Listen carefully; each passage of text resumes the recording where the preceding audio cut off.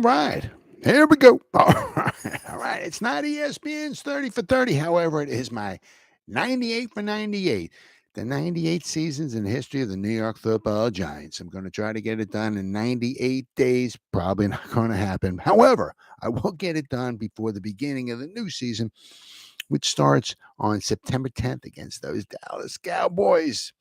And we're at the 1993 season, which just happened to be the 69th season in the history of the New York Football Giants. The 1993 season brings in the Dan Reeves era. He was here for 4 years.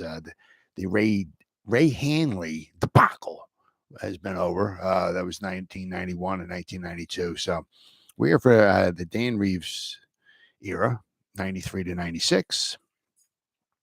93 was good. I mean, now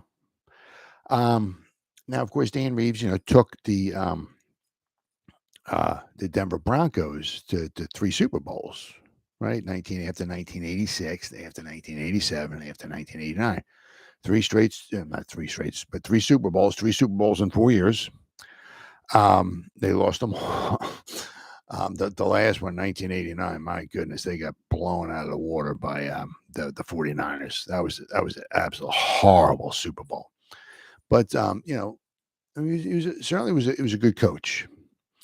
But of course, let's not forget, he had one of the greatest quarterbacks of all time in John Elway on his team. He didn't have John Elway here with the Giants. As a matter of fact, after the 1993 season, the greatest defensive player of all time would retire, Lawrence Taylor. And after 1993, the Giants would let, their at the time, well, it's hard to say. I mean, I gotta say their most successful, I guess, quarterback of all time. They were going to release him, and he would retire after the 1993 season. So, but 93 was a very good season. It was a very exciting season. Came down to the last game of the season against the Dallas Cowboys. Giants at home. Game went into overtime. Whoever won the division. It was just really, really good. As we'll see in the playoffs, I don't think it really would have much mattered, even if the Giants did wind up winning the game. But I mean, the Giants went to the playoffs. They got, they rebounded 11-5. After there was 6-10 the year before, Dan Reeves comes in. Now we're 11-5. We make the playoffs. We win a playoff game. I mean, things were looking on up and up. But then after that was his only playoff appearance. It was in 1993. So 1993 was it was a good season, very, very good season. So let's start off, shall we, with they were 2-2, I believe, in preseason games. Yeah. First one was played against the Bengals on August 7th in Cincinnati, Riverfront Stadium. They would win 27-16. The following week at home on August 14th, they played the Pittsburgh Steelers. They would lose 23-17. Then the following week, the Giants were home against the Jets. It doesn't really matter. Both teams play in the same stadium. But anyway, the Giants were the home team, and they would win 14-13 over the Jets on August 21st. The final preseason game was on Saturday, August 28th against the Miami Dolphins at Joe Robbie Stadium, and the Giants would lose 23-17. So both their games they lost to the Steelers, and the Dolphins were by the score of 23-17. So, I mean, 2-2. It is what it is. Once again, it was just preseason. So, but let's go to the draft. Now, let's not forget the 1993 draft for the New York Giants. Where we at? Here we are. All right. Now, let's not forget the Giants did not have a first-round pick in 1993 because they traded away their first-round pick for the 1993 draft in the 1992 supplemental draft, where they wound up getting Dave Brown. Now, Dave Brown played in a couple of games in 1992. He did not do very well. Then, of course, in 1993 here, I got to make sure I look. I don't think he played at all in 1993 because Phil Simms played in every game. I think Kent Graham might have played. I have to go looking again. I think Kent Graham played in 1 or 2 games, but Dave Brown, I don't think played. I think he was in 1 game, but he didn't throw any passes or anything like that. So Unfortunately, after 2 seasons, Dave Brown did their first round pick. They gave up in the 1992 supplemental draft. So he played 1992 and 93. He did not make much of an impact at all. And they were trying to, stock up just in case, we were getting prepared for the time they were going to let Phil Simms go, because Phil Simms had been around since 1979. And he wasn't going to play forever. Although, not statistic. I think his completion percentage was the best in 1993. Phil Simms, of his entire career. He threw for more yards and he threw for more touchdowns in other seasons, but his completion percentage was very, very good. I mean, overall, his completion percentage was good. The Giants had a very good running game in 1993. Their defense was unbelievable. They gave up, I think it was 12.8 points a game, under 13 points a game. They the number one in the NFL. They gave up, I think it was like 208 points over the 16 game schedule. The defense was very, very good. But so the Giants did not have a first round selection. Let's see. All right, let's see. The Giants, let's see here. In the second round. So let's see. The Giants selected 11th. So if the Giants did have a pick, the Giants could have picked, let's see, anybody.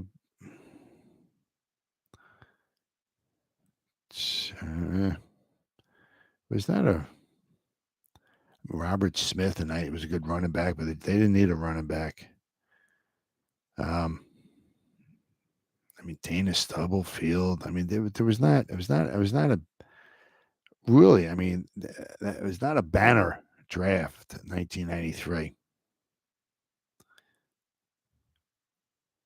So anyway, all right. So the Giants. I was just trying to see if there was somebody the Giants could have had if they didn't want to take Dave Brown in the 1992 supplemental draft. But it is what it is. So, but anyway. But of course, their second round pick in 1993 was one of their greatest draft picks, period, of all time, when they took Michael Strahan out of Texas Southern. Of course, he played from 1993 to 2007. Blah, blah, blah, Hall of Famer. He's the all-time leader. He's 141 and a half sacks, right? Just phenomenal against the he could set an edge against the run. He could rush the quarterback. He's just unbelievable. We were so lucky. That was such a good, solid pick. And of course, for the one season, right, we had Michael Strahan and Lawrence Taylor on the field at the same time. Although Michael Strahan, I think, played in 9 games. I don't think he started any of them. I'll look and check, but I don't think he started. But I'm sure there were times where he was on the field with Lawrence Taylor. So we had quite possibly, you can maybe argue maybe the 2 greatest defensive players of all time in the history of the Giants, right, were on the field at the same time. Unfortunately, one of them was leaving and one of them was coming in. But I said the Giants had a very good, Keith the Hammer Hamilton too. Another one of the best picks the Giants ever made, and it was going to be coming up in round 8. And not because he was one of the best players, period, in history of the Giants, which he was certainly very, very good. But just picking this dude in the 8th round, what a steal. Holy cow. So anyway, in the second round, the Giants took Michael Strahan. You don't need much of an introduction or whatever explanation of why he was, such a phenomenal pick. So the first round, the Giants didn't have a pick because they traded away their first round selection the year before in the 1992 supplemental draft to get Dave Brown, which was from Duke, which they were kind of hoping would be their quarterback of the future, and was not. He wound up playing 10 seasons in the NFL, but after he left the Giants, he wound up being a backup pretty much for the Cardinals until 2001. As far as a backup quarterback, solid. Okay, solid. Could he come in and win you some games? Oh, yeah, absolutely. Could he throw some touchdowns? Absolutely. Oh, yeah, absolutely. Was it a total dud? Nope, absolutely. But when you take somebody in the first round, you give up a first round selection, you have envisions, right, of this guy becoming your long-term quarterback for the your starting quarterback for the long term, and that never panned out. So I said, so in the second round, the Giants got Michael Strahan. In the third round, they wound up taking Marcus Buckley, a linebacker. Now he had, from Texas A&M, he had a little lengthy career there. He played till 1999, and they were all with the Giants. Right, never was much of a start from 93. In his 7 seasons with the Giants, he only started in 25 games. 1998, he started in 12 games. So I mean, he started spotly. I mean, in 1993, he started in 2 games. 94, he started in 1 game. 1995, he started in 5 games. So it's a very sporadically starting. But he played in many. What did he miss? I mean, first 3 seasons, Buckley played in every game. 1996, he played in 15 games. So his first 4 seasons, he only missed 1 game. So he was there. And what did he get? He had 1 interception in his career. He had 4 fumble recoveries. According to this here, he had 143 combined tackles. Right, nothing super spectacular, but a solid pick. Right, solid pick. So for the third round selection. All right, so then in the 4th round, the New York Giants took, once again, same thing. You got Greg Bishop, wound up guard. He wound up playing to the same thing as Marcus Buckley, 1999. All right, now he did not play. Okay, I was going to say his whole career. I thought it was his career with the Giants was even shorter, but he played from 93 to 98 with the Giants, and his final season, 1999. Was with the Atlanta Falcons. Now, quite possibly, his final season could have been with Dan Reeves with the Falcons. So he went from Dan Reeves to Dan Reeves. But Bishop was our left guard. Looks like our starting left guard in 1995. Then it looks like he was our starting left tackle in 1996. And then in 1997 and 1998, he was our left guard again. So basically, I mean, I don't want to say an Iron Man, but from 1995 to 1998, 4 straight seasons, he was our starter, and he played in every game. He played in 16 games every season. So, not a phenomenal player, but, adequate player, right? But so he was our left guard and left tackle for 4 seasons. All right. Then the next pick, 5th round, the Giants took Tommy Thigpen from North Carolina, another linebacker from North Carolina. He never wound up playing in the NFL. Once again, we're getting to the later rounds here, of course. Okay, so round 6, the Giants took Scott Davis, a guard from Iowa. Now, he played until 1997. Let's see here. What's he got? Okay, all right. So, yeah, all right. He wound up playing well, I'm not exactly sure how it panned out or whatever, but he played 1993. He played in 1994 for the Giants. And then 95 and 96, he didn't play. And then he came back once again with Bishop. Okay, same thing with Bishop, right? In 1997, he was with the Atlanta Falcons and Dan Reeves, right? So at least I think Reeves was there in 1997 for the Atlanta Falcons. Let's see. Yep, Dan Reeves. Yep. So these guys, they left the Giants with Dan Reeves and they went to Atlanta with Dan Reeves. But for some reason, whatever it was, Scott Davis, he missed 2 seasons. He didn't play 1995 and 1996 for whatever reason. So, but he played 2 seasons for the Giants, and that was it. But I said, but once again, you're looking at like a later round pick, and obviously a lot of later round picks don't wind up panning out much. So,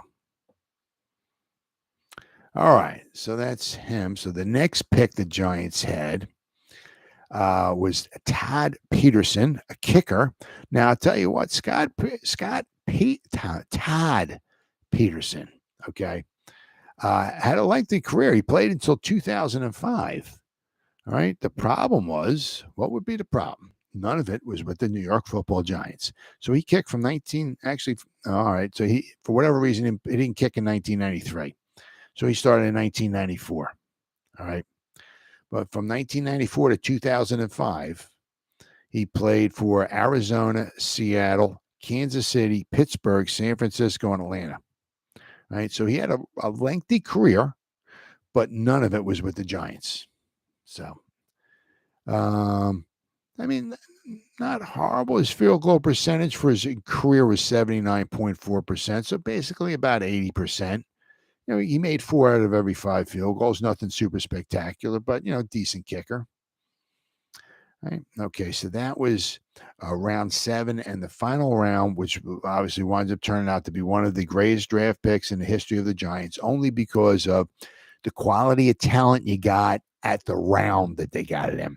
They got Jesse Armstead from the U in the 8th round. What a phenomenal pick it was for the New York Giants. I mean, he was, you know, such a good player for the Giants. And he played, you know, once again, and not only that did he play, but I mean, played till 2003. Unfortunately, well, this final 2 seasons, which was hard to say, hard to kind of take a little bit. You know, it was kind of like, you know, guys like leaving your team, right, and going playing for a division rival, right, which is what wound up happening. So in 2002 and 2003, his last 2 seasons, he wound up playing with the Washington Redskins. But from 1993 to 2001, he was with the Giants. 9 years with the Giants. I mean, just a great pick. Fantastic player. You know, and I said, you know, his final 2 seasons wound up being with the Washington Redskins. It was kind of like Cornelius Griffin. He played 10 seasons. He went to the Washington Redskins. He played with the Giants. I mean, he was a very good defensive tackle for the Giants, but they had him for 4 years. And after that, they didn't re-sign him. Like the Giants did that quite a bit back then.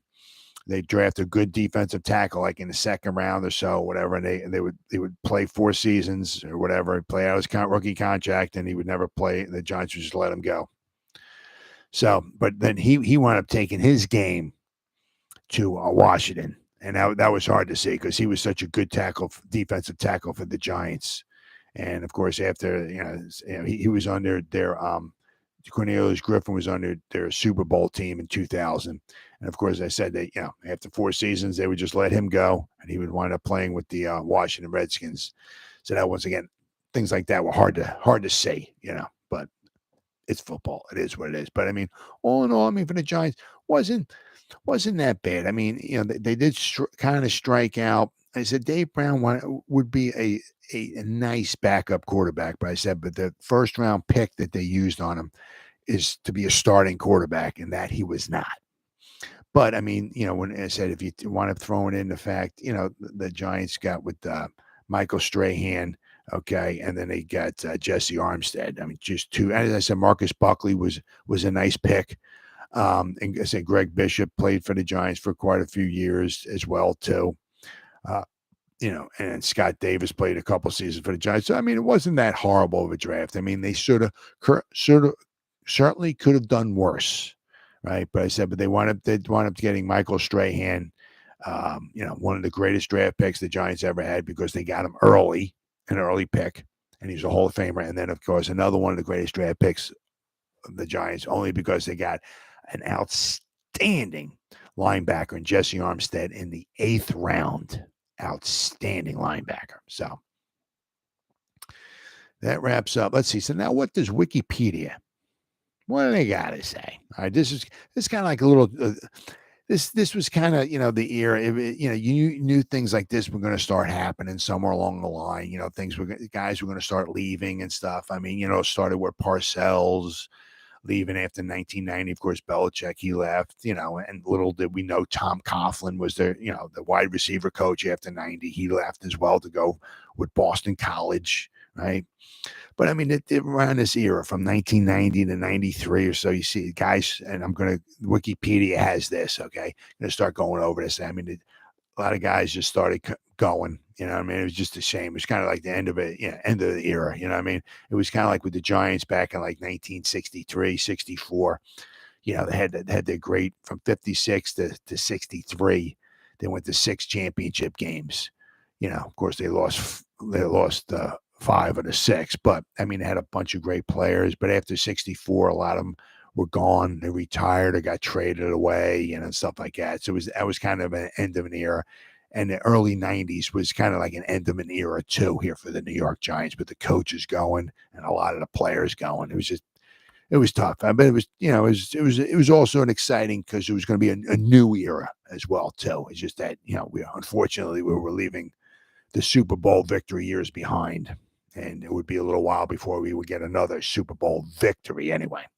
But 1993, the New York Giants season was the franchise's 69th season in the history of the National Football League. So the Giants, it's the 69th for the Giants, 74th in the history of the NFL, because the NFL started in 1920, Giants started in 1925, so the Giants are 5 years younger than the NFL is. And it was the first under head coach Dan Reeves, who was hired by the Giants after being fired by the Denver Broncos in the offseason. The Giants were looking to improve upon their 6-10 mark from the previous year under head coach Ray Handley and try to return back to the playoffs for the first time since winning Super Bowl 25. Under Reeves' watch, the Giants did exactly that, finishing with a record of 11-5. It was a very pleasant surprise, to be honest with you, finishing 11-5 after we finished 6-10 the year before. Very pleasant surprise.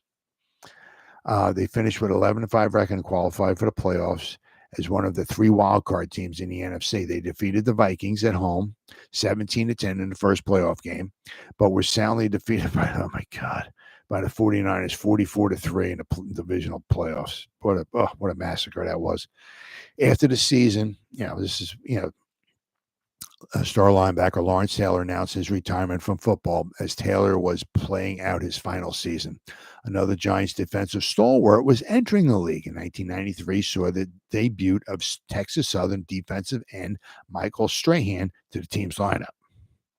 1993 was also the last season for veteran Giants quarterback Phil Simms. He was released following the season, and after entertaining offers to continue his career with other teams, Phil Simms decided to retire. In the offseason, there was some significant roster turnover from the 1992 team. Among the departures were veteran linebackers Carl Banks, who joined the Washington Redskins. That was tough to see as well. And Pepper Johnson, who joined the Cleveland Browns, and Bill Belichick, right? Defensive end Leonard Marshall, who joined the New York Jets, and Super Bowl MVP Otis Anderson, who wound up retiring. I mean, my goodness, the guy had been around since 1979. 14 seasons of being a running back. What a Iron Man. What a gladiator. Just an all-out. Really, I think it's an absolute shame if that man does not get into the Hall of Fame. Just an absolute shame. Absolute shame. Over 10,000 yards rushing, 2 Super Bowl victories, and a Super Bowl MVP. Come on, put the guy in the Hall. Cut me a break. It's ridiculous. Another major roster turnover move was at quarterback position, which has been in flux since the end of the 1990 season. After Simms went down to an injury, Jeff Hostetler took over for him and led the Giants to their second Super Bowl victory. Hanley had chosen Hostetler over Simms in 1991 to become the starter, but Simms eventually won the job back from after Hostetler himself suffered an injury. Simms again assumed the position in 1992, but once again he suffered a severe injury, pressing Hostetler back into duty, and injuries also befell Hostetler, who recorded a winning record despite the team finishing 6-10. Yeah, he was the only quarterback in 1992 to have a winning record as a starting quarterback for the Giants, despite they were 6-10. When the season ended, Dan Reeves took over. He chose Simms as his starter, and Hostetler was released, who then I believe went to the Raiders, where I guess he. Can I click on that? No, can't. Oh well. Here we go. Let's see. All right, let's see here. He. Oh, once again, okay, forgot about that. Yes, I forgot about that. Once again, it was painful. Well, not that painful, but it was tough to see. He finished his career with the Redskins. I forgot about the 2 seasons. Yes, I did. Okay. Yep. And actually, he faced to go off against the Giants too. I remember that. But anyway, after he was released after 1992, he did finish. Not finish. He did continue his career with the Los Angeles / Oakland Raiders. He was there from 1993 to 96, 97 and 98. He finished his career with the Washington Redskins. I remember that. Yes, I do. Okay. All right. And actually, he was a Pro Bowler in 1994 with the Raiders. So I mean, so he still had some football in him, right? So good for him. So I mean, see, it was kind of new guys were coming in, right? New coach, bunch of new, with Danny Canal, Kent Graham, and Dave Brown. We had new quarterbacks, right? New coach, a lot of new guys coming in, guys retiring, guys moving on to other teams, and all of that and everything. So it was a lot of turnover, It was the end of an era, which was sad, but it was also the beginning of a new era, which always brings excitement to you. At least in the beginning. You always have hope, right? So let's go over the Giants' 1993 season, shall we? It was, as I said, I mean, there were nothing super duper phenomenal offensively, just good sound football, but their defense really, I mean, it was, the Giants' defense regular season. The first game of the season, I remember this game. They were on the road against the Bears. They beat them 26-20. It was a good. That was a very good, exciting game. But I mean, after that, look at the Giants. They gave up 7 points, 10 points, 17 points. They gave up 17 points on the road to the Bills, who would wind up going to the Super Bowl. Right? They gave up 7 points, 10 points, 10 points, 6 points, 3 points, 17 points, 14 points, 6 points, 14 points, 17 points, 6. I mean, they went 1, 2, 3, 4, 5, 6, 7. They won 8 games. Actually, if you include the playoffs, 9 games in a row without giving up more than 17 points. I mean, 1, 2, 3, 4, 5, 6, 7, 8, 9, 10, 11, 12, 13, 14, 15 out of 17 games, including their first playoff game. 15 out of 17. They gave up 17 points or less. They gave up 20 points the first game of the season to the Bears, and then they gave up 31 points in Week 10 when they went to play the Cowboys in Dallas. Now, of course, let's not forget the Cowboys were a very good team back in 1993. They won the Super Bowl, right? So, I mean, they were, but I mean, the defense was just very, very sound. Let's see here. What we got? As I said, Phil Simms, he was 11-5 as the starter. He completed 61.8% of his passes, which I believe for him was a career high. He was also a Pro Bowler. 15 touchdown passes, 9 interceptions, but he had 3,000 yards passing, but very good completion percentage. For running the ball, right? Rodney Hampton had 1,000 yards rushing. Lewis Tillman had 585 yards. Dave Meggett had 329. Jared Bunch, who was the Giants' first-round selection, and they drafted a fullback in 1991. He had 128 yards. Nothing crazy. But, the Giants had 2,200 yards rushing. They averaged 3.9 yards a carry. Nothing crazy, but they averaged 138 yards a game. So they had, was it 198? They averaged 199 yards a game passing the ball. But very importantly, 138 yards a game running the ball. They devoted a lot of time and effort to the run, and it really paid off for them. The Giants only had 11 rushing touchdowns, but their defense only gave up 7 rushing touchdowns all season long, and they only gave up 13 passing touchdowns. So the defense only gave up 20 defensive touchdowns all season long in 16 games. Just solid, very, very, very rather remarkable. I remember going through the year, just the few amount of points that they gave up. I had a hard time believing, but very, very solid. A very, very solid effort. let's see, their kicker, David Treadwell. I mean, he let's see here. Very good season. He kicked 25 out of 31 field goals, 28 out of 29 extra points. So, defensive wise, was nothing. But they had 41 sacks. They gave up 40. Right. I mean, Lawrence Hill, I think he had 6 sacks with it. He ended his career with 6 sacks. Keith Hamilton he had 11 and a half sacks. Very good. Corey Miller had 6.5 sacks. Stacy Dillard had 3. Mike Fox had 4.5. Eric Howard had 3.5. I mean, these are all guys on the defensive line. Dillard, Howard, Fox, Hamilton, Corey Miller was a linebacker though. But I mean, the defensive front all was getting some sacks. Canavis McGee, he had a sack and a half. I think Michael Strahan, I think he had 1. Yeah, he had 1 sack. Michael Strahan played 9 games. He didn't start in any of them. So, I mean, that's why his production was very, very low. But, I mean, it's just the defense was very, very, let's see, what did they have here?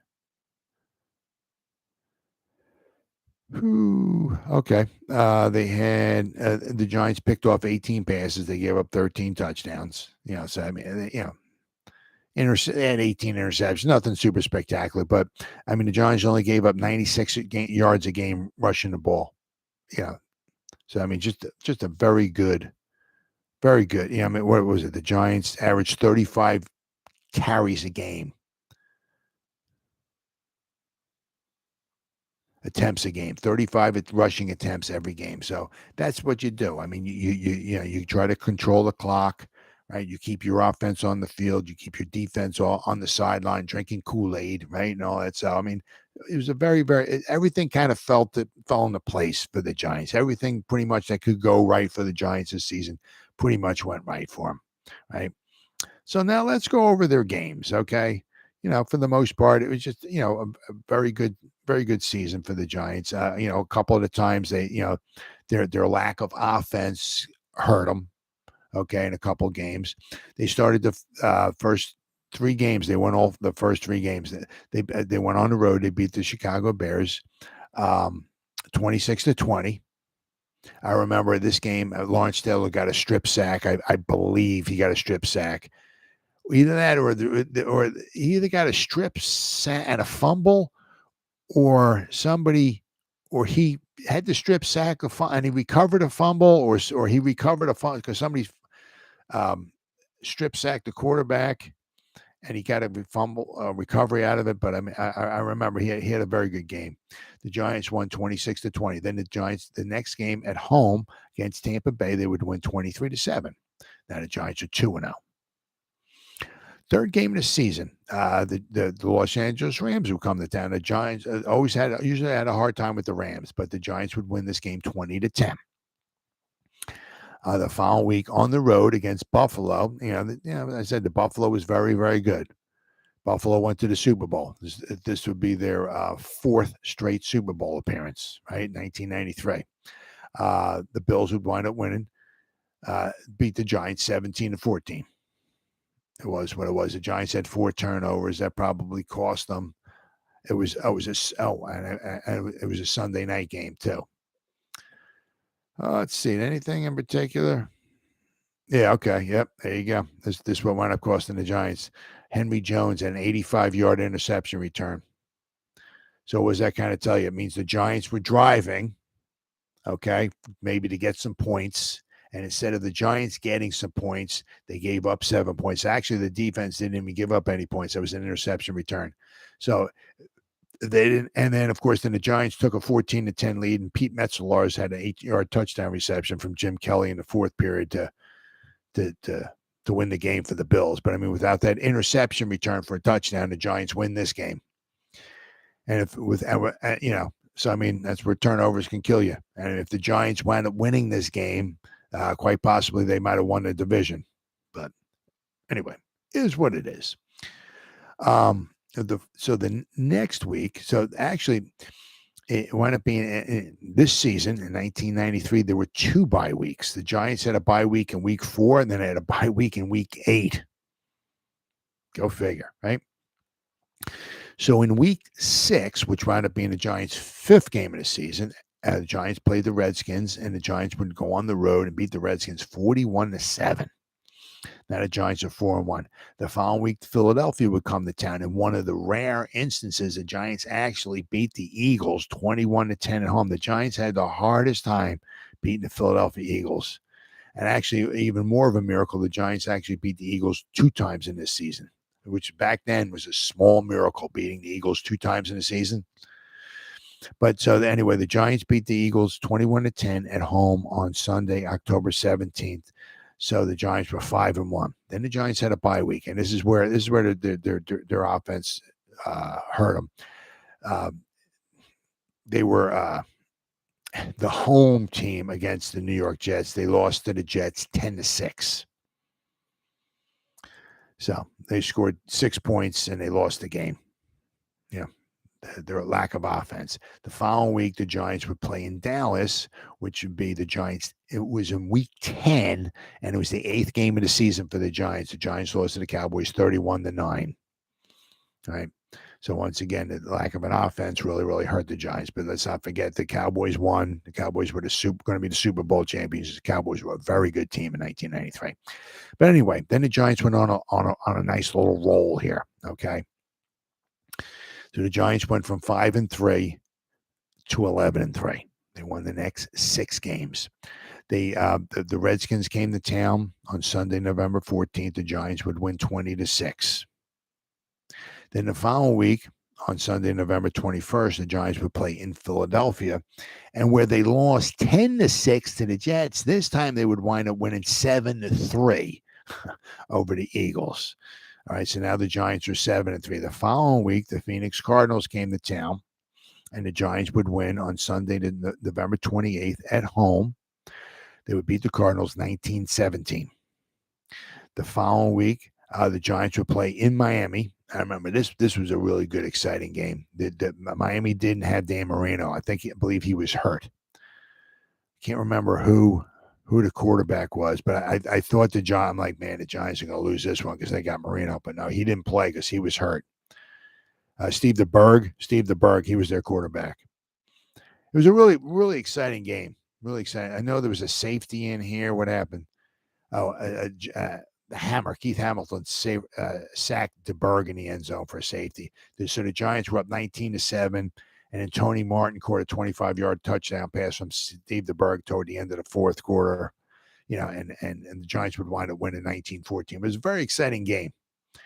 But I do remember the fact that obviously the Giants won, but not only that, but of course they won because I can't say strictly because Dan Marino wasn't there.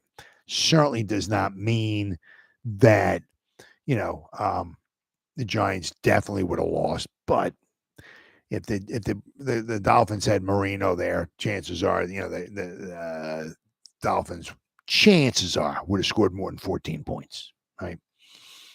So after the Giants beat the Dolphins on the road, the Giants were 9-3. I was like, holy cow, this is unbelievable. Then it would get even better. On Sunday, December 12th, the Colts would come to town, and the Giants would beat the Indianapolis Colts 20-6. Now the Giants are 10-3. I'm like, this can't get any better. But yes, it could. The following week, on Monday night, December 20th, in New Orleans, the Giants would beat the Saints 24-14. So now the Giants are 11-3. Then of course then they wind up. They're 11-3, and then they lost 3 of their next 4 games, and of course then their season was over. They would go on the road, and they would on Sunday, December 26th, day after Christmas, and they would lose to the Cardinals 17-6. Which wound up kind of almost costing them the division. So it put the Giants at 11-4. All right. Had the Giants won that game or one of his other games, they possibly would have won the division. But once again, we'll go over it. Even if they won the division, I don't really think it would have much mattered. They were not going to go to the Super Bowl. But anyway, the final game of the season was at home. Winner take all. Winner wins the division. The other team winds up getting a wild card. So this was the separated shoulder game from Emmitt Smith. early on, I think maybe the first quarter or so, he had a nice, good run. Let's see. What was this? Does it say what his longest run was? I mean, they just kept feeding him the ball, feeding him the rock, feeding him. He had, what did he have? 32 carries. Okay, he had a 46-yard run. And I can't remember who tackled him. Somebody got him from behind. And when they fell to he landed on his shoulder, wound up, I believe, I don't know if it totally separated his shoulder or partially separated or whatever it was, but it hurt his shoulder really, really bad. And I don't know if they kind of put it in a sling or exactly what it was or whatever, but he was in a lot of pain the whole rest of the game and overtime. And but he was still wound up with 32 carries for 168 yards. But I mean, if you take that one away, he had 31 carries for like 110 yards, 120 yards. So they averaged 4 yards a carry after that. So, but he had 10 receptions. They threw him the ball 10 times. He caught 10 all 10 of them for another 61 yards. So he wound up with, like 230 yards total offense. The Cowboys had 339. So he had 220 of their 340, yards. So basically he had like 2/3 of their total offense. The Giants just couldn't stop him. Troy Aikman was 24 out of 30. He got sacked 4 times. But anyway, I mean, the Giants held their own. The Giants were down. They came back. The Cowboys were up 13-0 at halftime. Not looking good. The Giants would score. Jared Bunch would score a 1-yard touchdown run to make it 13-7. Dave Treadwell will kick a 29-yard field goal to make it 13-10. Then in the fourth quarter, David Treadwell will kick a 32-yard field. So in the second half, the Giants shut the Cowboys out. So Treadwell's field goal made it 13-13. Sends it into overtime. And then, of course, the Cowboy. I'm not going to go too much in depth and detail because it just pisses me off. Eddie Murray kicked a 41-yard field goal in overtime for the Cowboys to wind up winning 16-13. I remember I was recording this game, recording it on a VHS because it was just like such a special season. The Giants could possibly win the division and maybe be 12-4. It was unbelievable and all this. So I was recording it. And I remember as Eddie Murray was lining up for his field goal, I had the remote control for the VHS player, the VCR player. I'm sorry, and I was just saying to myself, if the ball goes, if after it leaves his foot, if it goes and it looks like it's going to go through the uprights, I'm just going to stop. I did not record it going through the uprights. So I was staying in there as he was lining up. They snapped the ball. I had my hand on the power button to turn the VCR off so it would stop recording it. So as soon as it got up past the line of scrimmage and all that, it was sailing pretty much toward the middle of the upright. So I just hit the power button. So I just stopped recording it. So that just pissed me off. But as we'll see anyway, as I said, the Giants, were had very good and pretty much. I mean, they did all they could do. I mean, for what they had, not a phenomenal offense. Their defense really kind of carried them and everything like that. I mean, for all they could do, they did. They had a phenomenal season, a really, really good season. I mean, they came in second place, but they became a wild card team. For all they could do, they had a great season. It was a really, really great season for the Giants. So let's go over what does Wikipedia have to say. They have a lot to say. A little bit. 1993 season was the 74th season in the history of the National Football League.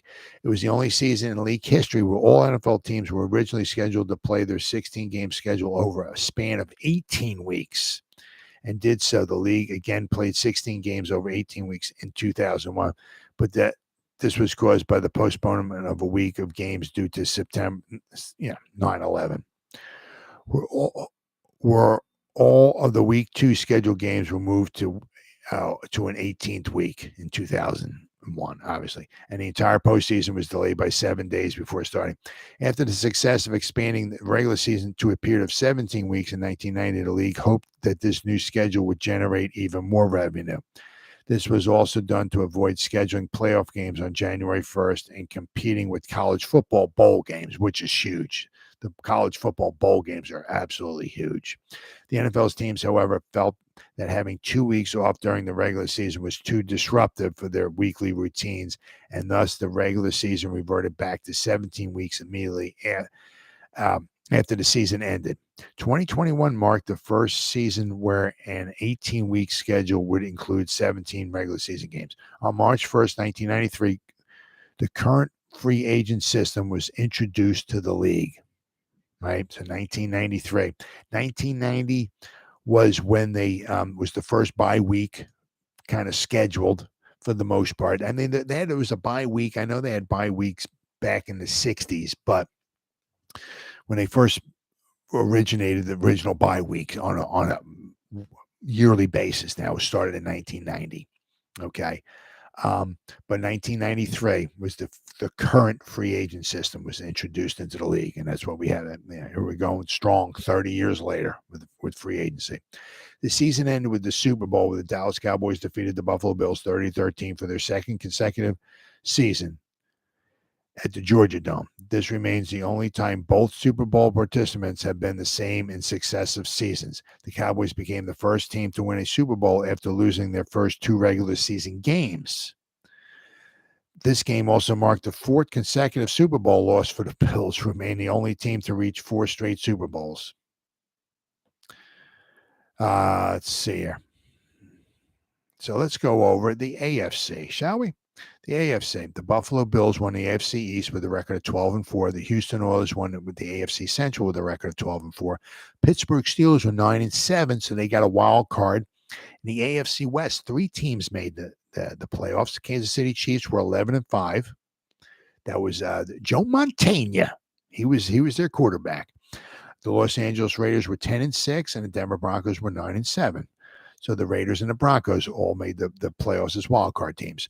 So in the first round of the playoffs, the wild card round in the AFC, Kansas City in overtime defeated the Pittsburgh Steelers 27-24, and the Raiders beat the Broncos 42-24.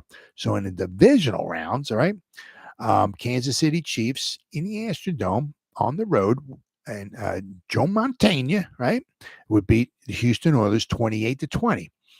And then the Buffalo Bills and the Los Angeles Raiders would play in Rich Stadium. The Bills would win 29-23, setting up the championship game between the Buffalo Bills and the Kansas City Chiefs. Buffalo would win. Oddly, they would win 30-13 in the championship game, which send them to the Super Bowl, where oddly they would lose by a score of 30-13. So let's go to the NFC, right? The Cowboys, because of their last week win over the Giants, had a record of 12-4, and they won the division. Had the Giants won, the Giants would have been 12-4, and they would have won the division. But as I was going to show, it really wouldn't have mattered because there were 2 teams that were better than the Giants. Okay, so the Cowboys won the NFC East with a record of 12-4. The Giants were 11-5, so the Giants got the wild card, one wild card.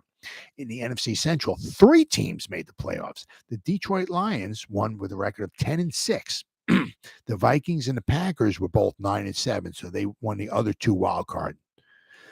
In the NFC West, the San Francisco 49ers reigned supreme with a record of 10-6, right? So in the wild card, right, the Giants at home would beat the Minnesota Vikings 17-10, sending them to the divisional round. And the Green Bay Packers in the Pontiac Silverdome would beat the Detroit Lions 28-24, sending them to the divisional round. So the divisional round game where the Giants beat the Vikings, I mean, the Vikings were winning, right? And the Giants shut them out in the second half. The Giants were winning 3-0, and then the Vikings scored 10 points in the second quarter to take a 10-3 lead at halftime. Then Rodney Hampton started taking over. Rodney Hampton had a 51-yard touchdown run to make the score 10-10 in the third quarter. And then Rodney Hampton had another 2-yard touchdown run later on in the third quarter to put the Giants up 17-10. And that would be the final score. Nobody would score in the final period. But I just wanted like a little side note here. I mean, the Vikings only had 11 first downs. They had 260 yards of offense. I mean, the Giants really did a good job of just shutting them down.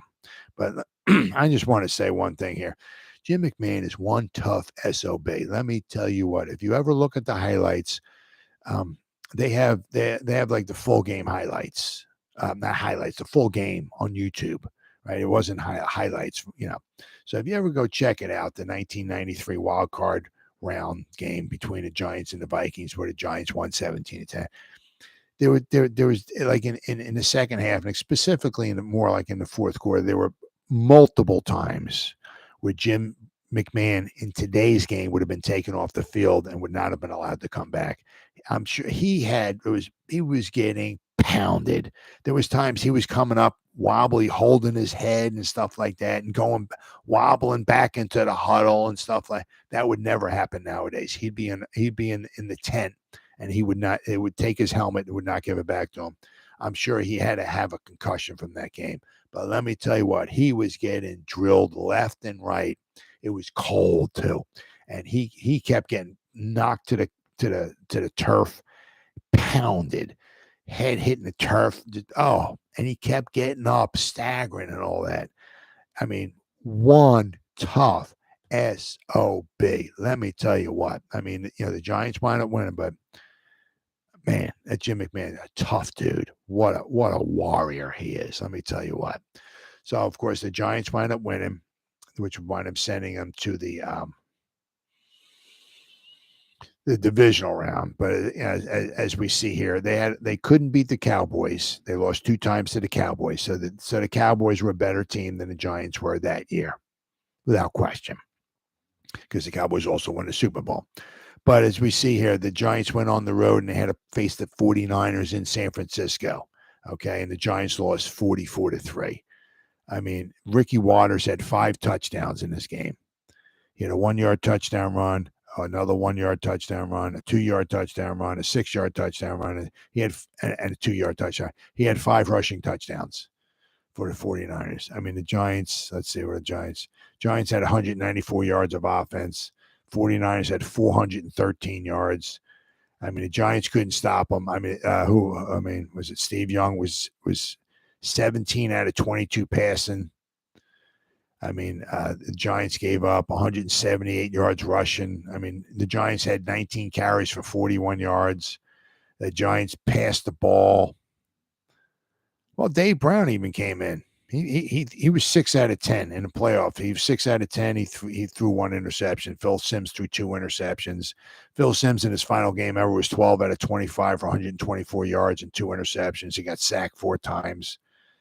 Yeah, it was just, it was just a beatdown. It was really tough to watch. It was also hard to watch because toward the end of the game, I guess the Giants, I guess their offense must have been on the field because you see Lawrence Taylor on the sideline, pretty much who was his last game. And he was just like, I think he was like holding his chin. He was like looking down at the ground, just like looking like, this is it. This is the end. This is the last game. This is how I'm going to go out. This is it. I mean, it's just, I guess, I guess maybe he was looking back over the career. It's over. This is how I'm going to go out, getting killed by this. But, basically just like that, my career's over with and this, that, and the other. So that was kind of an emotional thing to kind of look at too. But so the 49ers beat the Giants 44-3 in the divisional round. The Cowboys beat the Packers 27-17 at Texas Stadium, setting up the championship game where the Cowboys at Texas Stadium beat the 49ers 38-21, sending the Cowboys to the Super Bowl against the Buffalo Bills for the second consecutive season. Now, actually, I mean, at the halftime, the Bills were actually winning. And I was kind of like, I was sick and tired of the Cowboys. Can't stand them, this, that, and the other. So I was pulling for the Bills in this game. Actually, I was pulling for the Bills in this season before that to beat the Cowboys. But I mean, at halftime. Yeah, at halftime. The Bills were winning 13-6 at halftime. Things were looking good. But after that, the Bills did not score in the second half. What's started things off was Dallas James Washington returned a fumble 46 yards for a touchdown to tie the score at 13-13. So a turnover. Turnovers killed the Bills the year before. They had 9 turnovers in the Super Bowl before the year before this. Killed them. Well, once again, this fumble right here, maybe totally didn't kill him, but hurt him. Because it took a 13-6 game and tied it 13-13, and the tide changed big time. So without that fumble, the Bills are still winning 13-6. Well, the Emmitt Smith had a 15-yard touchdown run to make it 20-13. Then Emmitt Smith had another 1-yard touchdown run to make it 27-13. And then Murray kicked a field goal. Eddie Murray kicked a 20-yard field goal with 2 minutes and 50 seconds left to go in the game to put it up 30-13, which actually wound up being huge because it put them up by 17 points. So, but I mean, at halftime, the Bills actually had the lead. Let's see, what do we got here? Total yards. Where we got total yards? Yeah, well, I mean, the Bills had 314 yards. The Cowboys had 341. But the Bills, once again, had 3 turnovers. The Bills had 12 turnovers in their 2 games against the Dallas Cowboys. The Cowboys, I think, had 3. I think they had 2 the prior year in that Super Bowl, and they had 1 this year. So the Cowboys had 3 turnovers, but the Bills had 12 turnovers in their 2 Super Bowl games against the Cowboys. And they really hurt them. And I said that fumble recovery kind of turned the tide, made it turn the 13-6 game into a 13-13 game. And then the Cowboys scored the final 17 points and put the game away. So, and I remember the Cowboys on the sideline looking at the cameras. I know Ken Norton Jr. was there. He was with somebody. They're going back to back. They're like, back to back, baby, back to back.